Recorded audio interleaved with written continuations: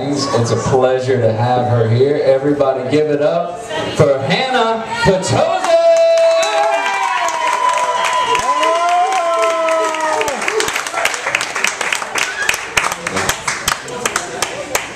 Okay, I was a chubby and insecure 11-year-old who decided to join the swim team. I was great at making choices. At my very first swim meet, I froze when the gun went off, and I watched all of my competition swim as I just stood there, mesmerized. However, they still forced me to swim, but the girls were finished. So I had to swim against the boys. I'd love for you to feel sorry for me, but I got 7th out of 8th. There is a 16-year-old boy out there who has a memory of an 11-year-old who's chubby and insecure that beat him in a swim race. I'm an 80-year-old inside of a 16-year-old's body. Last year, I had hip surgery, and it was really hard for me to function like I could before the injury.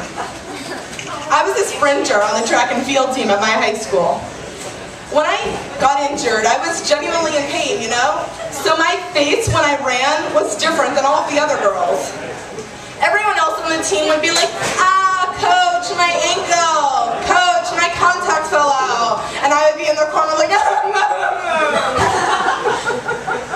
I didn't understand though because I was genuinely in pain. I would say, this hurts, I don't want to do this. But everyone else's excuses would be real elaborate, you know? They would bring their family lineage into it. So then I went to my orthopedist, and he sent me to physical therapy.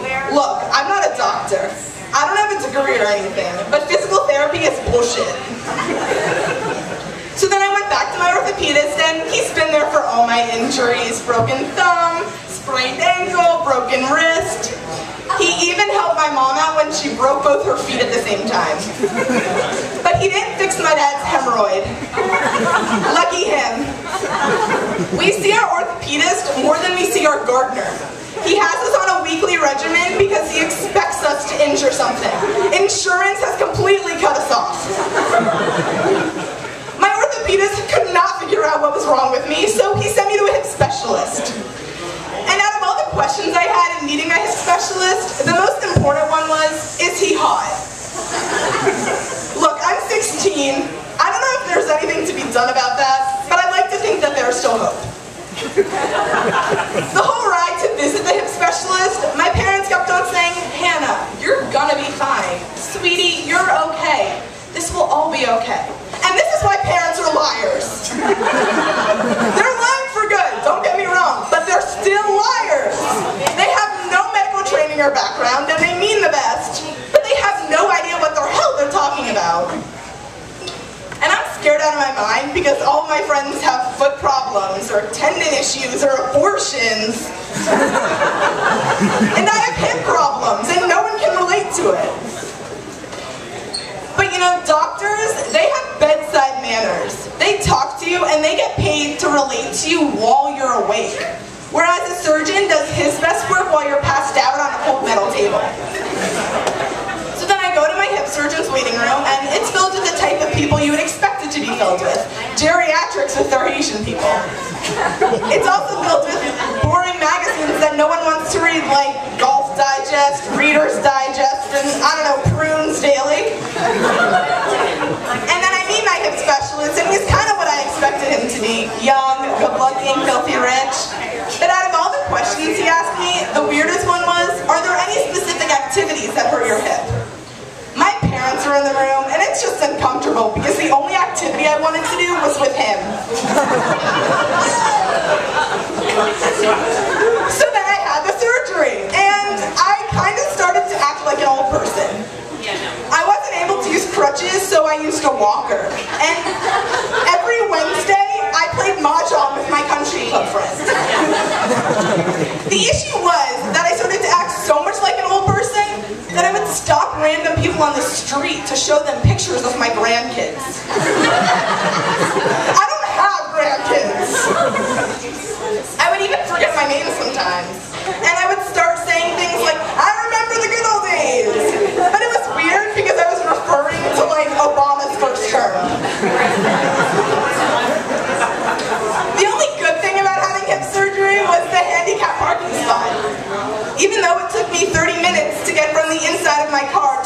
wheelchair. And it was always an adventure in the wheelchair. There was this one time I needed bras, so my mom took me to the mall. And you may not realize that you do this, but every time you see a handicapped person, you tend to wonder if their situation is temporary or permanent. And you usually always go with permanent, not sure why. So all throughout the mall, I'm hit with sympathetic looks from Boca people, and they're probably thinking something like, oh my God, look at the cripple, it's so sad. She's taking out my room to walk. Yeah, well, I'm not afraid to say that I have 99 problems, and a hip is one. The people at Victoria's Secret were nice, according to my mother, but to me, they were just a bunch of judgmental women in their 20s working at a store that advertises getting a boob job. So then a judgmental Victoria's Secret worker walks up to me and says, hi, do you need any help? The first thought that came to my head was, I'm an independent cripple and I don't need no man.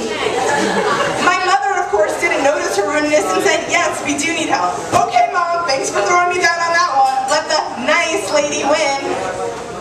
The worker then puts me in the handicapped dressing room. She really knows how to make a cripple feel normal. There should have been practice before we came to Victoria's Secret, because the process of my mom taking off my clothes and putting on bras was impossible. I had completely forgotten how to dress myself. I mean, my mom and I had a system 10 years ago when I was 5. Now it's just weird and it felt like I was being harassed, but in a room that smells like cheap perfume and tears from tap people. I cried that day. But make no mistake, everyone was crying in the dressing rooms. I was just the only one crying from legitimate pain. So then the Victoria's Secret worker comes back up to me and says, hi, are you guys okay? I was furious. This woman kept on looking at me like I was an AARP member. It was ridiculous. Okay, but guys, the point of this story isn't for you to feel bad for me. It's for you guys to realize how important it is to not exercise. Thank you.